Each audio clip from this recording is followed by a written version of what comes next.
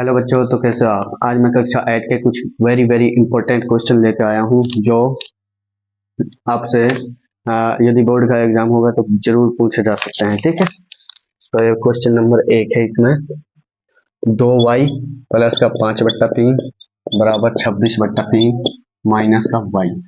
अब 2y, y वाला y side आएगा तो इधर आएगा, तो ये बराबर को क्रॉस करके आया तो जमा का y। अब ये 26/3 और ये प्लस का उधर जाकर माइनस का 5/3। अब 2y और 1y 3y। अब ये कितना बचा, 26 में से 5 गया तो यानी कि 21। सॉरी, एलसीएम डायरेक्ट देखो इसका, जब भी नीचे सेम होता है डायरेक्ट घटा दो। 26 में से 5 गया है तो 21 21, यानी कि 3 एकम 3 3 7 21। सिर्फ 3y बराबर कितना बचा, 7 बचा। y बराबर कितना आ जाएगा, 7/3। यही हमारा आंसर। अब इसका क्वेश्चन नंबर 2 देख लो। क्वेश्चन नंबर 2 कह रहा है 15y माइनस का 4, फिर है माइनस का 2y माइनस का 9, फिर प्लस का 5y जमा का 6 बराबर कितना है, 0। अब इसमें गुणा होती है अंदर। 15y एकम 15y और 15 चौके 60 माइनस का 60 और माइनस 2y एकम -2y। अब जब भी माइनस माइनस वाले से गुणा होता है प्लस हो जाता है। -2 गुणा -9 यानी कि प्लस का 2 18 और 5y एकम 5y और 5 30 प्लस का 30 बराबर 0। अब y वालों को समेटो। 15 15 5 20, 20 में से 2 गए तो 18, यानी कि 18y। सिर्फ y वालों के साथ खेलना, ठीक है। अब गणित वालों के साथ 60 यह है, ठीक, कोई बात नहीं। 30 और 18 48, 60 में से 48 गए तो माइनस का 12 बचेंगे क्योंकि बड़ा वाला माइनस में है, ठीक है, ये 0। अब 18y, अब ये अपने जैसे की तरफ जाएगा, यानी कि 18y बराबर कितना आ जाएगा, 0 और 12 यानी कि 12, y बराबर 12/18। अब इसे काट दो, 6 18 6 दूनी 12 यानी कि 2/3। बिल्कुल सही आंसर है। अब है हमारा क्वेश्चन नंबर 3। क्वेश्चन नंबर 3 कह रहा है निम्नलिखित समांतर चतुर्भुजों में अज्ञात एक्स वाई जेड के मानों को ज्ञात करें। ठीक है, यह हमारी आकृति है समांतर चतुर्भुज। समांतर चतुर्भुज यह कुछ ऐसे टाइप का होता है जो कि एक आयत होता है, लेकिन इसमें क्या फर्क होता है, इसमें फर्क होता है कि इसका विकर्ण होता है ना, वो बराबर नहीं होते। आमने सामने की भुजा बराबर होती है, जो कि एक आयत की भी होती है, ठीक है। इसमें क्या बराबर नहीं होता, ये बराबर नहीं होते ये। अब अब कह रहा है इसमें एक ऐसे और एक ऐसे। अब इसमें दे रखा है यह है, ये वाला है ऐसा, और इधर है y और इधर है 30 डिग्री। तो बताओ एक्स वाई जेड का मान, और x किधर है, x है इधर और z किधर है, z है इधर, ठीक है। अब अब मुझे बताओ ये क्या है। ये जब भी ऐसा निशान आता है ये आता है समकोण के लिए, यानी कि 90 डिग्री। अब ये 90 डिग्री है तो इसका अपोजिट यानी कि z बराबर कितना आ जाएगा, 90 डिग्री। क्यों, इसका नाम है केंद्राभिमुख कोण, केंद्राभिमुख कोण, विमुख कोण, ठीक है। इसकी वजह से, इसकी थ्योरी की वजह से। अब ये 90 है तो ये लाइनर इक्वेशन क्या बन जाएगी, ये भी 90।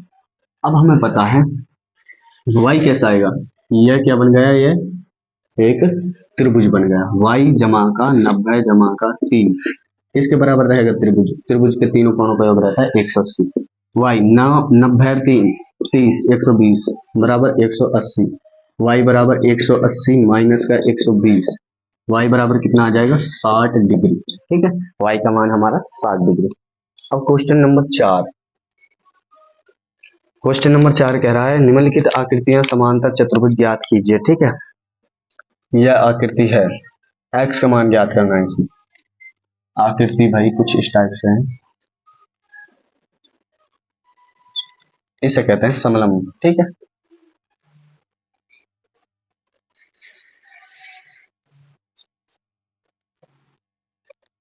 इसमें एक रेखा यह है और इसमें एक रेखा यह है। तो x यहाँ पर है, x किधर है, x है इसमें बिल्कुल बीचों बीच, तो इनको थोड़ा वो कर दो। अब कह रहा है ये 70 डिग्री, ये कितना डिग्री है, 70 डिग्री, और यह है 120 डिग्री। तो बताओ x का मान क्या है। अब मुझे बताओ भाई, जैसे ये देखो, ये दो है इसमें समांतर चतुर्भुज, ये वाला देखना है सिर्फ, इससे मतलब नहीं है। अब इसे देखो, तो ये क्या है, सम्मुख कोण क्या होते हैं, बराबर, जैसे ये 120 है वही ये रहेगा 120, ठीक है। अब बताओ, ये है 120 और ये है दोनों समांतर रेखा, 120 और ये है दोनों एक ही भुजा पे हैं, तो इसे कहेंगे आसन कोण। आसन कोणों का जोड़ कितना रहता है, 180, तो ये कितना आ जाएगा, 60 डिग्री, क्योंकि 120 और 60 180 होते हैं। अब ये 70 डिग्री, अब इसके सम्मुख कोण कौन सा रहेगा, इसके सामने का कोण रहेगा 70 डिग्री, तो ये 70 डिग्री।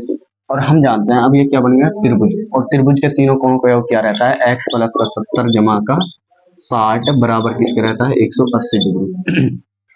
x प्लस 7 है 6, तेरह है, तेरह के पीछे एक जीरो यानी कि 180, x बराबर 180 माइनस का 113, x बराबर कितना आ गया, 50 डिग्री। हमारा आंसर यही है, ठीक है। अब है क्वेश्चन नंबर 6। क्वेश्चन नंबर 6 कह रहा है वर्गमूल ज्ञात करो, वह भी भाग विधि से। किसका, 22 25, इसका भाग विधि से। अब इसमें भाग का सा निशान लगाओ, ठीक है, इसको ऊपर से बना। अब इसमें क्या करते हैं, भाग विधि में पीछे से जोड़ा बनाओ, यानी कि पीछे से जोड़ा 25 का है, 2 अंक लेना है, 2 अंक। अब आगे क्या बचा, 20। अब ऐसी पूर्ण वर्ग संख्या सोचो जो 20 से बड़ी नहीं होनी चाहिए, छोटी हो या बराबर हो।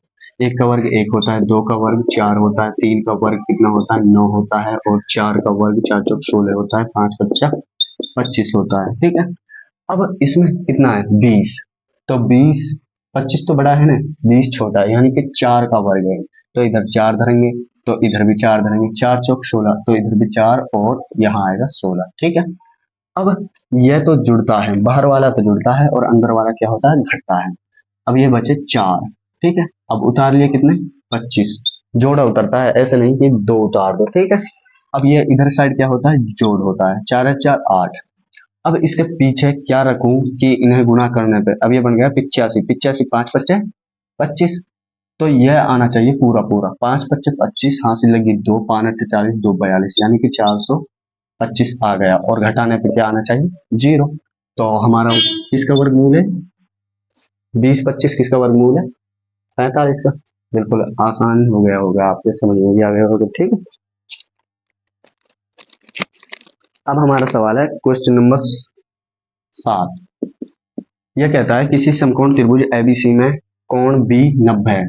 समकोण त्रिभुज है एबीसी, और इसमें बी क्या है, बी है समकोण, बी मीन्स 90 डिग्री का, ठीक है। अब कह रहा है यदि AC बराबर 13 है, अब इनका नाम धर दो ए बी सी, ए सी, ऐसे सी कितना है 13 है, और बी सी, बी से सी तक है 5, तो इसमें बताना है, तो ए बी का मान बताइए, ठीक है।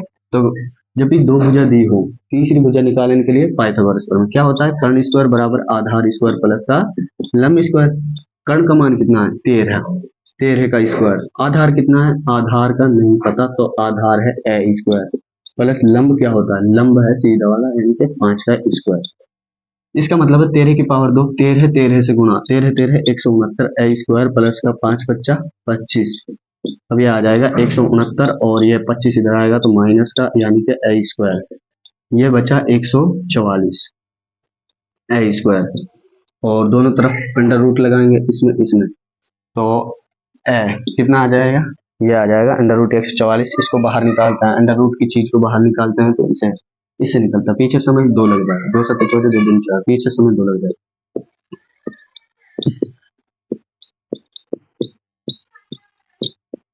अब देखो, दो जोड़ा और तीन, यानी कि सारे बाहर आ गए, दो दो और तीन, जोड़ा को सिर्फ एक बार लिखना है, गुणा, 2 दूनी 4 4 3 12, तो ए का मान क्या आ गया हमारा, 12 है, ठीक।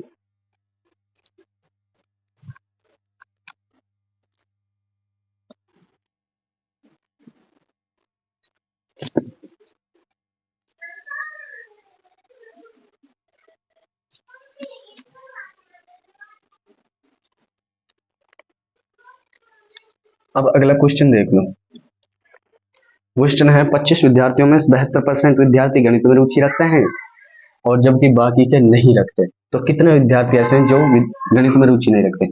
टोटल कितने नंबर ऑफ विद्यार्थी स्टूडेंट कितने हैं 25।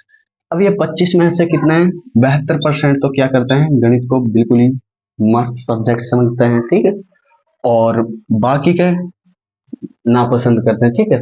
तो हर चीज का कोई पसंद करता है कोई नहीं पसंद करता, तो मैथ 72% बच्चे पसंद करते हैं और बाकी के नहीं। तो अब बताओ 100 में से टोटल कितना रहता है 100%, तो तेरे कहते हैं 105%, तो ये बकवास है, ठीक है। तो 100% से ऊपर कुछ नहीं रहता, ठीक है।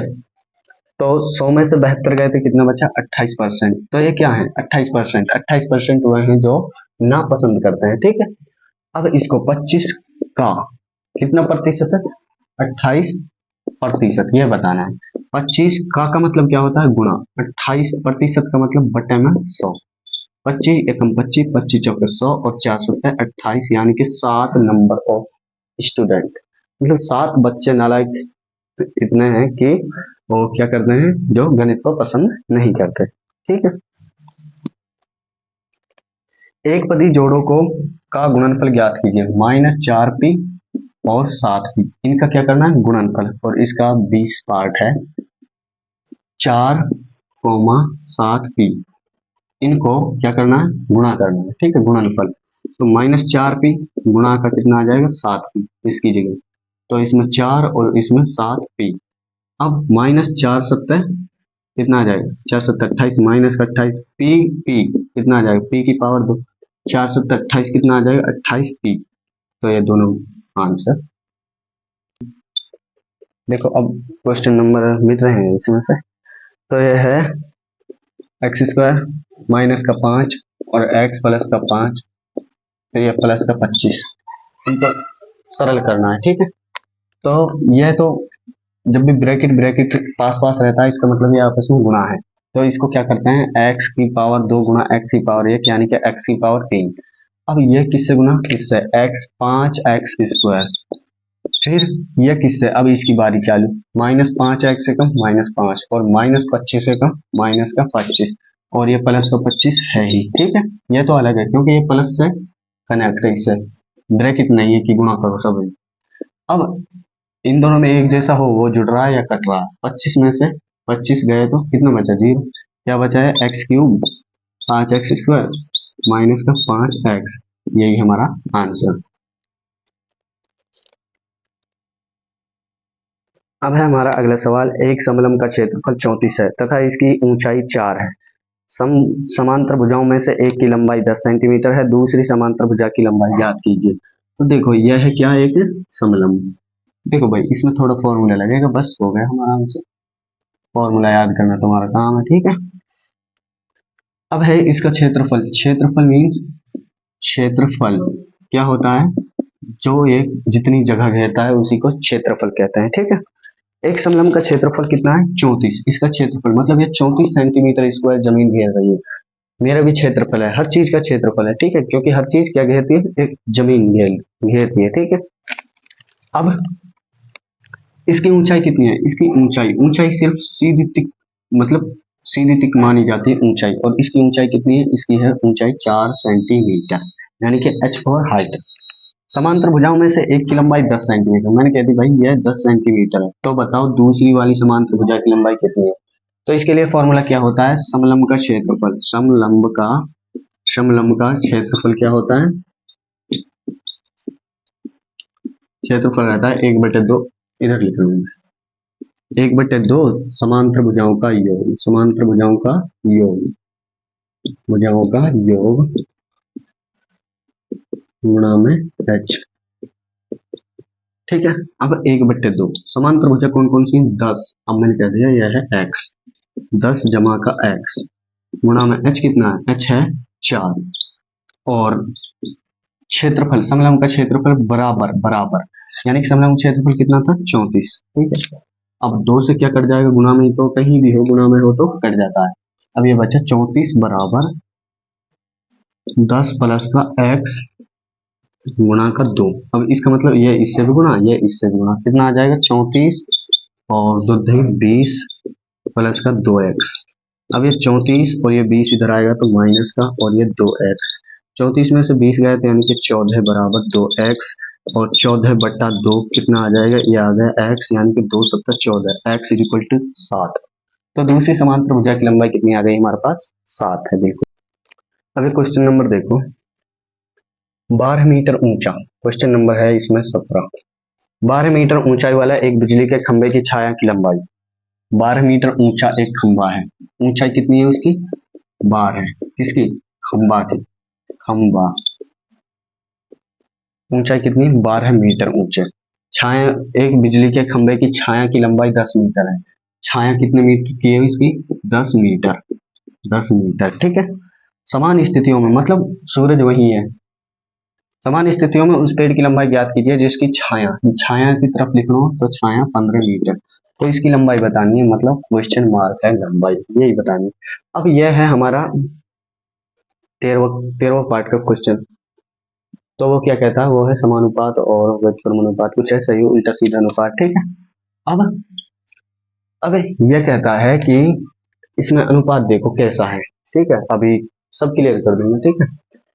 ऊंचाई ये 12 है, अब किसी खंभा की लंबाई 12 मीटर ऊंची है तो उसकी छाया की लंबाई 10 मीटर है, यदि और ऊंचा खंभा ले लिया तो उसकी लंबाई और बढ़ेगी, अगर छोटा खंभा ले लिया तो उसकी छाया की लंबाई छोटी रहेगी, मतलब एक बढ़ेगा तो दूसरा भी बढ़ेगा, तो इसे क्या कहते हैं, इसे कहते हैं सीधा अनुपात, ठीक है, सीधा अनुपात। ध्यान रखना, जब दोनों चीज बढ़ती हैं तो उसे क्या बोलते हैं हम, सीधा अनुपात। अब एरो, एरो है हमारे माइंड में सेट करने की एक कला, ठीक है।